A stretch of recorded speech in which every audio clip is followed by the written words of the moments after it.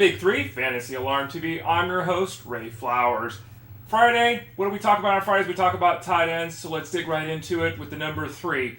That's the number of games played by the Lions this season, and it also happens to be the number of games in which Ebron, their tight end, has had at least 4 catches for 43 yards. Those aren't great numbers, but consistency at the tight end position is very difficult to find once you get past a couple of guys at the top, those elite players. So 4 catches, 43 yards every week, that's pretty good if we can look at something like that over the course of the entirety of the season.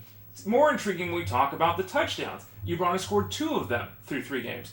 Now we're cooking. Now we've got a guy that looks like he's got the ability to be a tight end 1 this season. Now we know there's Tate and Johnson outside, and we know they've got options out of the backfield to throw the football to, but right now the Lions' offense is a bit of a mess. They've got problems with the offensive line, they have problems running the football, and they've got problems keeping Matthew Stafford healthy. So it's very encouraging to see the early season usage of Ebron. Hasn't been targeted a ton, but when the ball has been thrown to him, he has caught it, and he's been productive for the Lions. Second number today is 33, as the percentage of games this season in which Jimmy Graham has gone for 52 yards. Woof.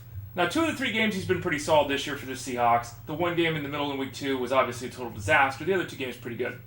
But again, only 1 of 3 games he's gotten to 52 yards. It's not what we're used to seeing from Jimmy Graham. And the fact is, it's going to be difficult for him to be very productive in this offense. They don't throw the ball enough. Through 3 weeks, he's averaging 6 targets a week. Just not going to get it done. He's used to catching 6 passes a week, not being targeted 6 times. Graham will still be a red zone threat, no doubt about that. He's still a top 5 player every week, no doubt about that. But the numbers we saw with the Saints, it's obvious at this point, if you didn't already believe it, that Jimmy Graham has no chance of replicating those numbers with the Seahawks. Now, the following day is 19.2 as the amount of points scored last week by Charles Clay in a PPR setup. 5 catches, 82 yards, and a touchdown. A nice coming out party for Clay.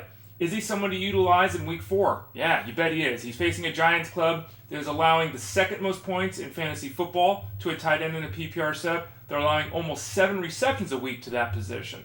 Clay's not a big name. He's not someone that's going to explode and be a superstar at that position in the offense that he's in with the Bills. But with the matchup and the fact that Sammy Watkins is almost certainly not playing in this game, you have to think that Charles Clay is a pretty good play in week 4. Ray Flowers, Big 3, Fantasy Alarm TV. Visit us at fantasyalarm.com. We can help you out in week 4, 5, 6. Heck, we can help you out in all those weeks of the 2015 fantasy football season.